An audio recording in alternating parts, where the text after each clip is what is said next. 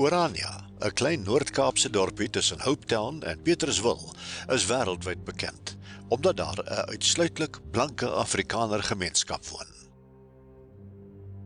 Orania was eens 'n verlate, naamlose nedersetting van die Departement van Waterwese.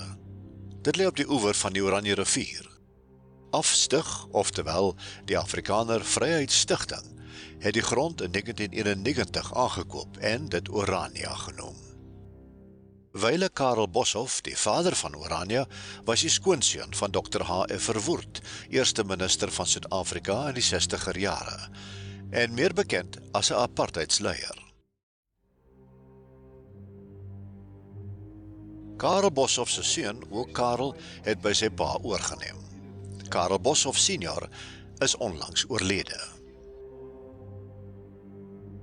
Die inwonertal is al meer as 1000 en dit groei jaarliks.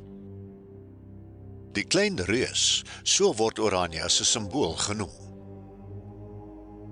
Dit preek op alles. Die klein reus versinnebeeld 'n jong man wat sy moue oprol en op eie stoom alles doen wat nodig is om sy eie toekoms te skep. Orania is 'n Afrikaanse kulturele en politieke beweging om die Afrikaner se herkoms te bewaar en toekoms te verseker. Althans, so word dit in hulle webtuiste beskryf. Maar tot watter lengtes sal Oraniërs gaan om dit te verwesenlik? Vir die Afrikaner volk om voort te bestaan in Afrika as volk, is daar 3 vereistes waarin hy moet voldoen. Die eerste is 'n eie grondgebied. Die tweede is selfbeskikking oor eie instellings. En die derde is selfwerksaamheid waardeur hy sy eie arbeid verrig. En dit moet van niets af uit die grond uit gebou word as die Afrikaner ernstig is oor sy toekoms. Die senuwees lol die eerste keer as 'n mens Orania besoek. Jy verwag 'n oordosis rasisme, politieke heethoofde, marserende stewels en om byna in 'n soort konsentrasiekamp vasgevang te word.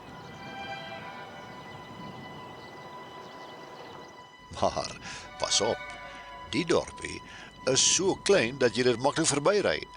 Klein mag dit wel wees, maar dit het al groot opslae gemaak en dit was meestal negatief.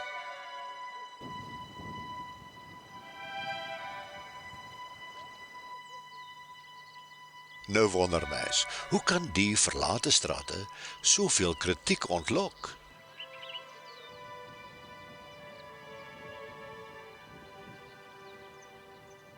Lida Strydom, Orania se inligtingsbeampte, beantwoord maklik moeilike vrae. In Orania het ons ook dieselfde taal, kultuur, godsdienst en geskiedenis. Die enigste ding wat verskil is selfwerksaamheid. Dat ons ons eie mense gebruik vir al die werk in Orania.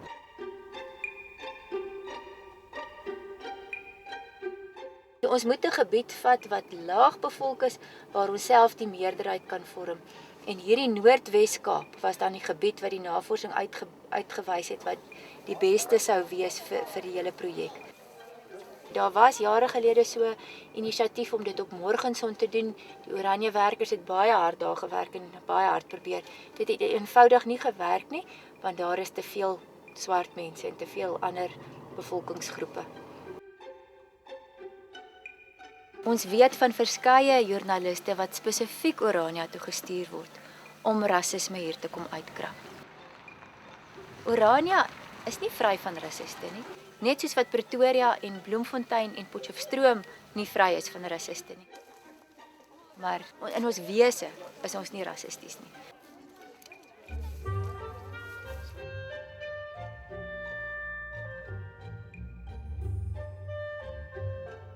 Die proses, die keuringsproses is eintlik aanvanklike inligtingsproses. Om vir mense te verduidelik wat Orania is en dat mense nie ontnugter is as hulle 'n tyd hier gewoon het nie. Ek dink dis die belangrikste rede. Dit is nie om te sê jy mag nie of jy mag nie en jy is welkom. Ek dink is inklusief, is nie eksklusief nie. Die ou moet op die ou end self besluit of hy gaan inpas by die ideaal.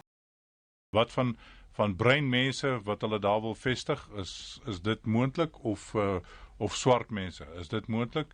Ons opereer binne die grondwet en niemand kan daarvolgens uitgesluit word nie. Feit is, ons is 'n doelgedrewe gemeenskap. Ons verwag van mense om by die doelwitte van Orania in te skakel.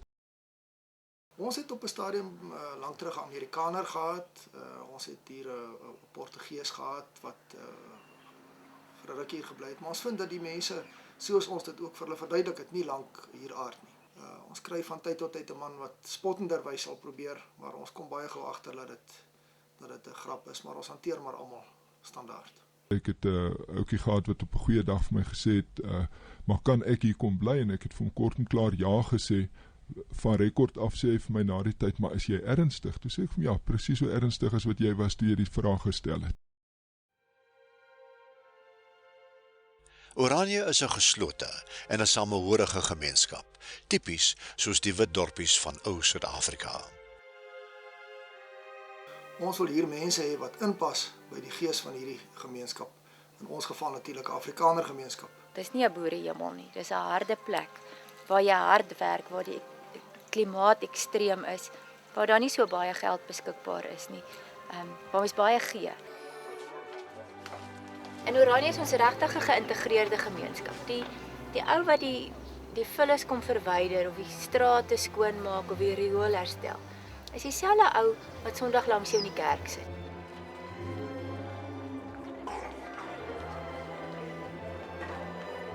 Ons ken almal mekaar, so ons doen almal vir mekaar goed.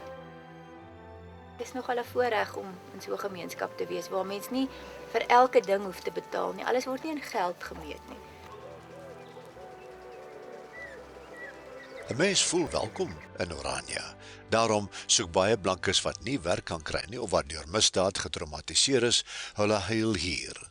Die mense word vlugtelinge genoem. Daar is mense definitief wat kom vir die Here ideaal en wat dit verstaan. Maar wat ons deesdae al hoe meer kry is vlugtelinge. Jou arm Afrikaners, die regtig wat behoeftig is. Hulle kom hier in die middel van die nag met sakke aan. En ons moet hulle huisves. Die wet van Oranje is selfhelp. Baie desperate blankes kom met al hulle besittings in 'n kartondoos by die dorpie aan. Hulle word vir 2 weke gehuisves, waarin hulle 'n werk en 'n tuiste moet kry.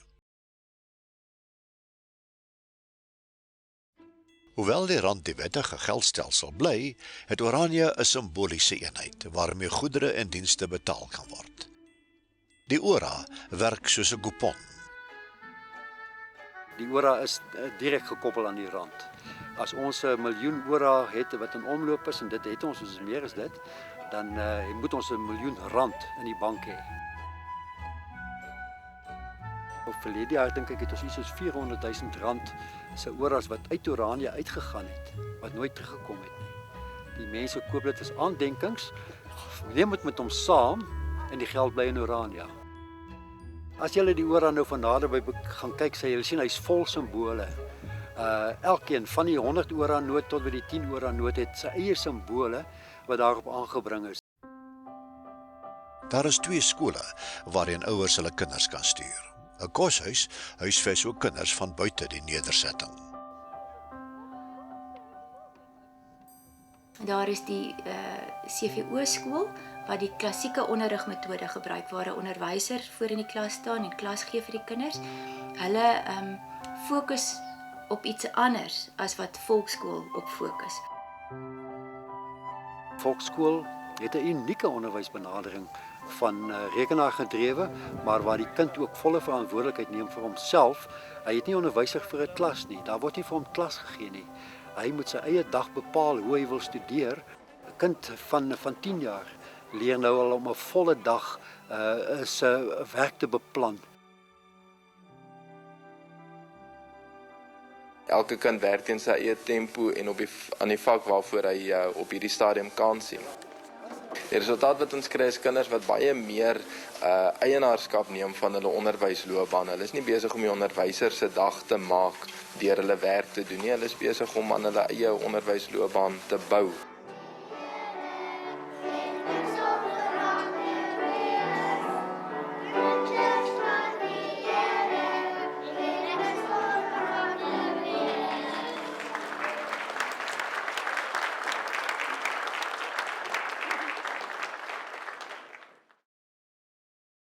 Die ideologie waarin die Oraniërs glo, word binne die raamwerk van die Suid-Afrikaanse grondwet uitgeleef. Dit is ook in die grondwet ingeskryf, die nuwe grondwet, is die reg om 'n volksstaat, 'n Afrikaner volksstaat te skep. Ons is baie duidelik daaroor dat ons streef na 'n volksstaat. Dat ons streef na 'n staat waar die Afrikaner veilig kan voel, homself kan wees, waar hy sy kultuur lewe, sy godsdienst lewe, sy onderwys onbevange kan uitleef sonder om oor sy skouer te kyk. Die kultuur gaan nie dieselfde bly nie. Die taal bly ook nie dieselfde nie. Die godsdienst, al daai verskillende fasette van die Afrikaner kultuur verander maar.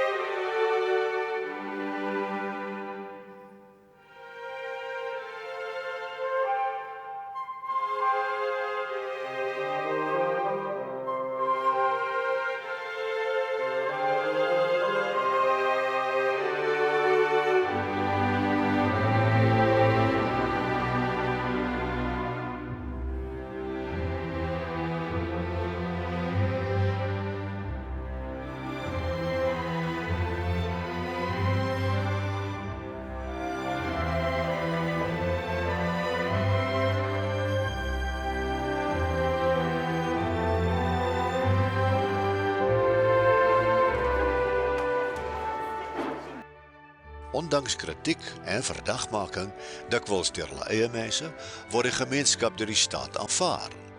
My impression is different from what at times when we hear that there's a community that wants to establish some republic somewhere. I think it's a community that is prepared to live within South Africa, but have a place for itself to exercise its culture, etc. Dalk is dit omdat hulle veel minder as hulle landgenote van die staat verwag en eerder bereid is om self hulle potjie te krap. Hulle doen hulle ding daar, hulle het die reg om dit te doen as hulle dit wil doen en mens moet hulle eintlik voorspoed toewens.